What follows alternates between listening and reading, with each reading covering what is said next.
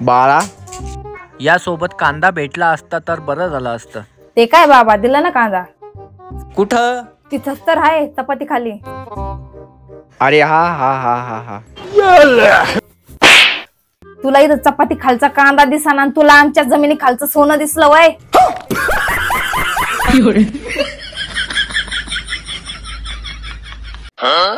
भयो, आज ना माझा मूड खूप खराब झालाय, तर माझ्यासाठी एखाद्या छानशा गाण्यावर डान्स करा ना.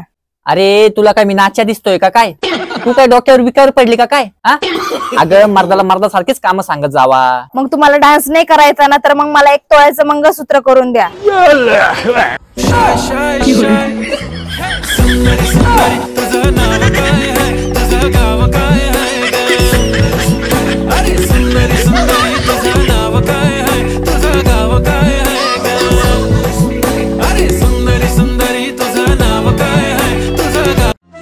अगं गायत्री, भाऊ येतोय, तुला काय खायला आणायचंय का?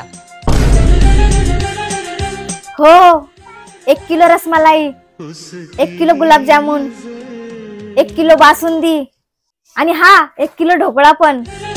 हा साले साहेब, ऐकलं का? या मग घेऊन तेवढे येताना. हे सगळं माझा भाऊ आणणार आहे. येतोय तर येता घेऊन येईल. त्याच बहाणाने आपल्याला खायला तर मिळेल.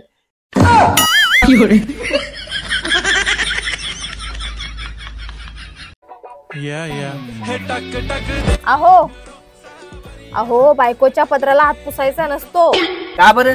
अच्छा. आपले पूर्वज सांगून गेलेत, नवऱ्याने जर बायकोच्या पदराला हात पुसला ना, तर घरात सवत येते.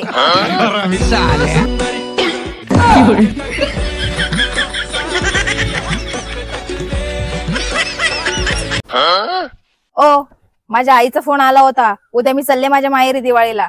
ठीक है. आइए देखते हैं. लेकिन ये साला कर क्या रहा है यहाँ पे?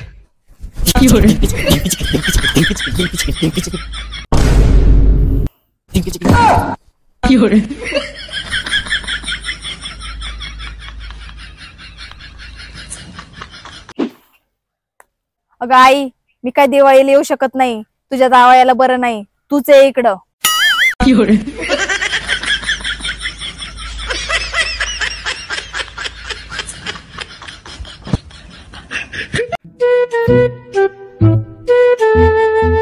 अहो, तुम्हाला या दिवाळीला काय गिफ्ट पाहिजे? आईला बायको दिवाळीला गिफ्ट देते, काहीतरी मोठंच गिफ्ट मागतो. गिफ्ट तर काय घेणार नाही, पण बायको म्हणून विचारावं लागतं.